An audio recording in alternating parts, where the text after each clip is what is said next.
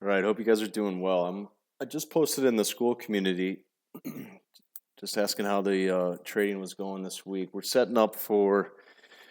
If you guys missed the move down in July into August, I'm doing a little report coming out for third quarter, and I don't know what I'm going to title it. It's basically return to vol in the fall, something stupid like that. But I think we're going to set up to have a really nasty move down for risk assets into third quarter and the elections, everything that's going on. So if you missed this move down, guys, in July, I'm going to be posting a lot of free content here in school. I listed a bunch of our courses. So just want to give back and help some people get on the right side of this timing. So anyway, I'll be posting that. Today I wanted to go over what we did. I guess I'll talk big picture first, because this is a setup that happens when you have risk off and then you have these oversold relieving rebounds. And then I'll just get into a little bit on the micro moves up on the NASDAQ today, day trade. So this is the biggest thing. This is very similar setup. Well, one to the sovereign debt crisis overall, big picture macro, when Greece blew up and the euro dropped and the dollar rallied. All this sovereign defaults and the debt problem is coming back around. So these are really long-term cycles. I mean, the first episode was 2013, 14, 15. And so here we are 10 years later and it still hasn't been resolved. But these issues are going to come back up. So you're going to see the moves in the currency market, and then you're going to see it in the bond markets, and it's going to start in the Eurozone. There's other things going on that are different now. The UK is falling apart. I don't want to talk too much about currencies because that trade is still setting up. We've been short the pound at nice covers earlier in the week, or I guess last week, down into some of these lows. That's the weekly chart. So 130. I just said I'm not going to get into currencies, but this is starting to set up. But these were good covers here. We were selling kind of in front of 130. We had a good multi-week swing trade down, but you can see how oversold this was getting. So went back to the short side. I don't want to get into too much of that. Kind of what we did today, and more importantly, is regarding the U.S. markets and equities and the bonds and the vol trade. Is so the Russell, there was a big bunch of chasing that went on into the highs here on the Russell. And it's very similar to what happened in 2018-19 when growth started to slow before we had the pandemic selling, as everybody chased these highs. And so it's like, just reminds me of what the same type of thing. There was a lot of chasing in here, back to these old highs, and we were setting up short, and you got to add to it, and then everything broke loose with the pandemic. But the same thing we were talking about last month is you can be short here, you got to be patient, but you do not want to be chasing small caps and growth when the cycle is slowing. So that's been our call, is you're going to be moving into recession. And so now we're into a cycle where we're going to be cutting rates. And so it's the same trade, the growth slowing trade. And if you guys have followed me the last major cycles, it's the same. We're in the same boat. So it's going to be volatility, short equities. We like to pairs trade them on both sides so you can deal with these kind of bear market bounces that we had. But we start with the Russell being short. And so that's still the trade you want to have on. Today, Russell could barely bounce. It's actually the weakest, and S&P is up 1.5%. And you can just see this chart looks completely different. The bands are all down here. You're above the bands. So anyway, that's going to be part of the playbook. Going back to the short side of the Russell, small caps, they struggle the most as far as access to capital. And those small caps are you want to be long when you're coming out of a down cycle and growth is going to accelerate, but we're at the opposite end of that cycle now. So keep going to the short side on the Russell. There wasn't much to do there today. I came in flat and shorted some It really didn't bounce much. As far as the NASDAQ, so we had a nice move down. Fed should have cut when they had their last meeting. They didn't. They panicked. They had a good move down to pi. Not quite to pi, sorry. And so from here, we talked about this morning, this daily cycle is coming back up. So when we look at volatility, the front month VIX still has about 8 days before that contract's going to roll off. So I'm kind of thinking this can kind of tail off to 15 maybe before we kind of find a lower high here in equities down in this area. But we did go long some vol for September. So it's a little bit different when you trade the curve on the VIX. But point is that this can come down more after a big spike. So this is the first shock to the bubble highs, right? So we caught this down. And then you got to manage these bear market bounces, which is not easy. All right. So people want to put themselves in, are you a bull or are you bearish? You want to have both sides and try to trade both sides. But this is kind of the squeeze towards the last part of the cycle. So we were watching today, first resistance S&P was like 5,400. You got above that. The market kind of paused here at these old lows. Pretty good resistance, pushed through there. I think the options market had some pretty good strikes at 54.50. But from here, it's all about pi, the 200, all up in this zone. All right. If you want me to highlight it, this is the zone that I'm looking for a lower high in the context of this. And then when you're looking at the NASDAQ, thought we might struggle here. But this is what these market likes to stretch people. All right, people got really short here that missed a lot of this move down. It's kind of a bear trap, and then so you can squeeze back further than you think. So on the 4 hour, the 4 hours in between the bands and pi, so you're a little bit in no man's land. This is what I mean, that daily cycle, you got to kind of be patient. But we're going to watch this area.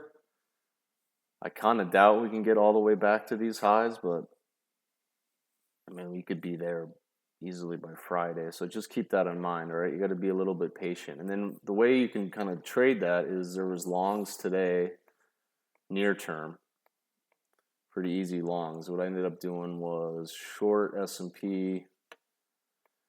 So I was core short S&P, but then day trade, there was a move here back to pi. All right, I covered that. And then I got a little bit long minis on NASDAQ. And then this was bullish. This is definitely bullish. Here, let me zoom in. I traded this move too, and then I was out, and I gave a little bit of back shorting. I'm swing trade. I'm short 19,000. But I didn't trade any of the long side of this. I just used some calls on S&P. So I'm getting in. I know it's confusing because you got to learn to trade multi-duration, in a fractal way. So there's near-term longs, bullish today. At the same time, you're trying to set up and fade the bigger picture move. So when I zoom in on NASDAQ, the reason this is bullish, all right, you cycle back to pi. We don't treat these as just like above it's bullish, below it's bearish. You got to treat this like a chain link fence, okay? You got to give it room to work in your favor. Give it a little bit of room, but this was bullish. If you didn't catch that, this is the change in the TMS, and the bands start to go up. This is a bullish bar. This was a pullback I bought. So there was a lot of adding and reducing you could do. For a lot of this stuff, when it got a little extended, I just stayed long the minis on the NASDAQ. And then this was kind of the pullback that we were talking about in the room that I wanted to see. He bought that and then came out on new highs up here. So I know it's kind of, when you start to get a little bit big picture bearish, sometimes it's tough to stay with these longs when it just stays basically on the 8 all morning. that's where you just kind of have to compartmentalize your thinking, and that's the reason these things squeeze like that, is because there's a lot of bad shorts, and then the machine's just, it was just bullish all day. So this was a little bit tricky. If you took that contrarian short, that's understandable. You could also, we talked about if you got above here, to hedge that by being long S&P into the close. So that that should have helped you. What was I going to say? So that kind of looked like this. Here's the short on S&P, cover into pi. I bought a little bit of S&P there. I came out of, and then I was long the minis down here, and then ended up, see, there's this bar here, and then long again, added, reduced. That's another buy because I sold there, but I bought here and then sold there. Took on that, and then this is the last buy on that 1 minute, late morning. So those types of gains help you kind of pad your core short if you're setting up back on the short side. And then in the bond trade,